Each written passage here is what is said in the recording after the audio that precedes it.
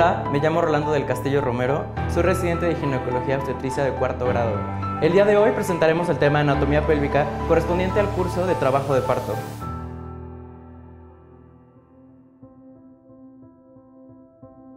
Para poder hablar sobre un trabajo de parto exitoso, debemos de conocer las diferentes estructuras que se verán relacionadas con el trabajo de parto. En primera instancia, es necesario conocer qué estructuras dentro de la pelvis tendrán importancia en este.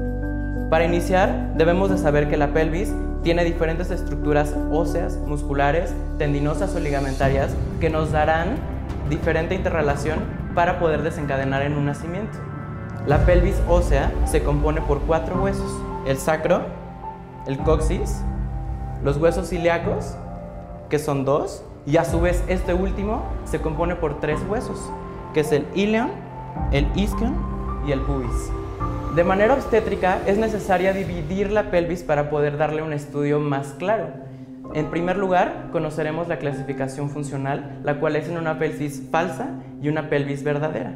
La pelvis falsa y verdadera se dividen por un límite anatómico imaginario, el cual se denomina cresta pectínea. La cresta pectínea se delimita entre los diferentes huesos de la pelvis descritos. Superior a este se denominará pelvis falsa y la pelvis verdadera será por debajo de este. La línea que divide una y otra, la cresta pectínea, se forma a partir de diferentes huesos, el cual es el promontorio, las fosas ilíacas y el pubis. La pelvis falsa, a su vez, está delimitada tanto por las vértebras lumbares, las fosas ilíacas y la pared abdominal anterior. La pelvis verdadera, como límites, como ya habíamos mencionado, es el promontorio, la cresta pectínea o la cresta ilíaca y las sínfisis del pubis en su parte superior. En forma anatómica, la pelvis tiene 3 divisiones, el cual es un estrecho superior, un estrecho medio y un estrecho inferior. Esto a su vez tendrá diferentes diámetros que se deberán de ir librando para que un feto pueda tener una expulsión y lograr un nacimiento adecuado. E iremos definiendo cuáles son las estructuras que podrían dar alguna complicación o algún obstáculo para el feto para desencadenar en el nacimiento.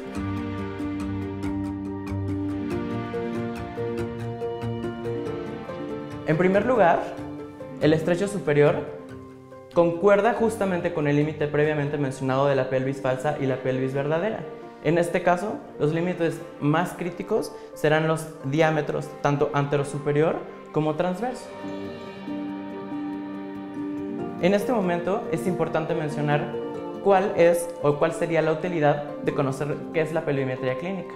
La pelvimetría clínica nos podrá determinar o nos ayuda a saber si un trabajo de parto podrá ser exitoso o esto se presentará con una distocia, como podría ser una desproporción cefalopélvica. En el estrecho superior podemos definir principalmente 3 medidas importantes. Una es el conjugado obstétrico, otro es el conjugado diagonal y otro es el conjugado transverso. El conjugado obstétrico va a ser el más importante ya que representa el diámetro más corto o más pequeño que deberá de atravesar el feto. El conjugado obstétrico se delimita a partir del promontorio, que recordemos que es esta porción del sacro, y va a la porción posterior de la sínfisis del pubis. Evidentemente, en un tacto vaginal, que será la forma de realizar la pelvimetría clínica, no es la forma más fácil de definirla, ya que es imposible llegar por detrás de la sínfisis del pubis. Es por esta razón que se diseñaron un conjugado verdadero y un conjugado diagonal. El conjugado verdadero es aquel que corresponde precisamente con la porción superior de la sínfisis del pubis hacia el promontorio, pero de manera clínica la única que podemos determinar es el conjugado diagonal por medio de un tacto vaginal por debajo de la sínfisis del pubis llegando al promontorio. Hablando sobre el estrecho medio, es importante saber que este es el más angosto en todo el trabajo de parto y representará la medida más importante para determinar si un feto será capaz de lograr pasar por él o se presentará una distocia. En el estrecho medio encontraremos 2 estructuras muy importantes. En primer lugar, es la referencia obstétrica más importante de todas, la cual es la espina ciática, la cual es una prominencia posterior medial del isquion.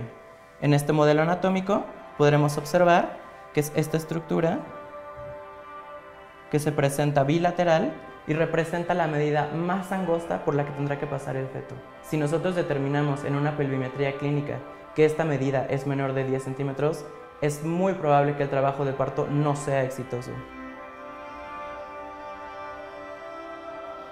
En segundo lugar, las tuberosidades isquiáticas, que representan la parte posterior del isquion, será la otra estructura que el feto tendrá que enfrentar para poder lograr la expulsión. En tercer lugar, el plano más bajo, o el estrecho de salida, representa la porción por donde el feto tendrá la expulsión y el nacimiento posterior. En esta estructura, o en el estrecho medio, las porciones más importantes son el ángulo subpúbico, que está formado por las dos ramas inferiores del pubis que se unen a las ramas del isquion. Las dos estructuras más importantes del estrecho inferior o del plano de salida son definitivamente el ángulo subpúbico y el diámetro que existe entre las dos espinas isquiáticas. Estas dos medidas nos condicionarán de igual forma si el trabajo de parto será exitoso o no. El ángulo normal o el ángulo que deberíamos de obtener entre estas dos ramas será de 90 a 100 grados. Menos de esto seguramente no será exitoso en un trabajo de parto. En cuanto al diámetro que existe entre estas dos ramas, debería de ser mayor de 10 centímetros o mayor a 10.5 centímetros para poder considerarla una pelvis útil para un trabajo de parto.